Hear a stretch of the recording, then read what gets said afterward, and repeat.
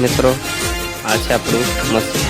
આપણે આવી ગયા છીએ કુતિયા ગામની અંદર પાઇપલાઇનનું કામ કરવા માટે. તો તમને બતાવું કે મેં કામ કેવું કર્યું છે. ચાલો તમને બતાવું.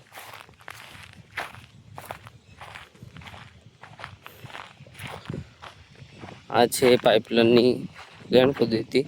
આ બોરું નાખ્યું છે, જોઈ શકો તમે.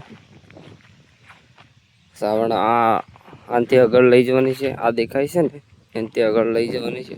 આ આખો ક્લિયર કરી દીધું છે.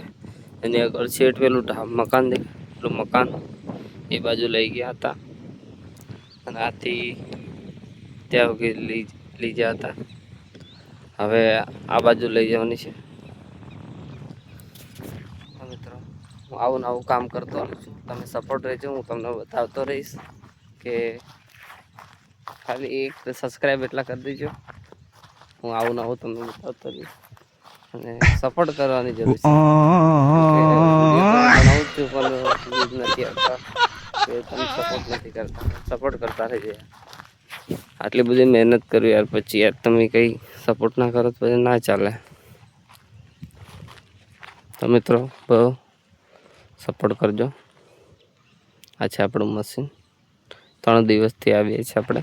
અહીં પર બીજો ડ્રાઈવર આવતો હતો પણ એ ડ્રાઈવરને ઘરે કામ હતું એટલે નહીં ગયો હતો. તો હું 3 દિવસમાં આવું છું. તો તમને બતાવું છું આગળ જઈને. આગળ લાઈન ખોદવાની છે તો તમને બતાવું છું. તમે વિડીયોમાં બન્યા રહેજો. બીજું તો મિત્રો આવી ગયા છે આપણે બીજી જગ્યાએ ના પાઇપો નાખવાની છે. આ દેખાય, આ લાઈન દેખાય ને એમાં પાઇપો નાખવાની છે.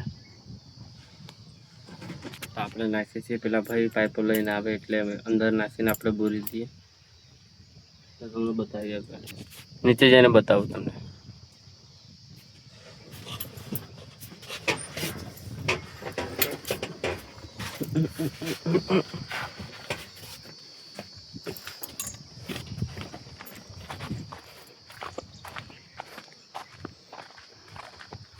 જોઈ શકો છો તમે, અહીં પૂરવાની છે.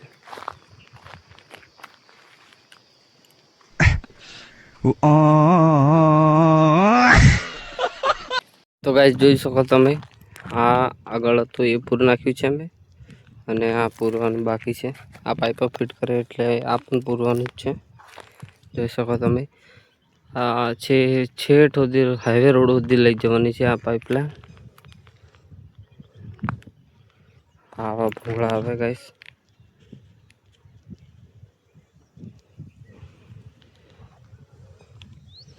અને અંદરથી ચોટરા હશે. આપણું મશીન છેડામાં ઊભું રાખ્યું છે કેમ કે મશીનનું કામ પડે છે ફિટ કરવા માટે.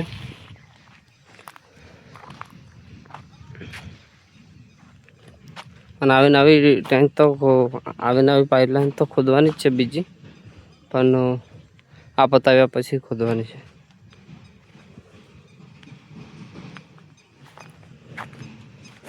તો મિત્રો મળીએ આપણે બીજા નવા બ્લોગમાં.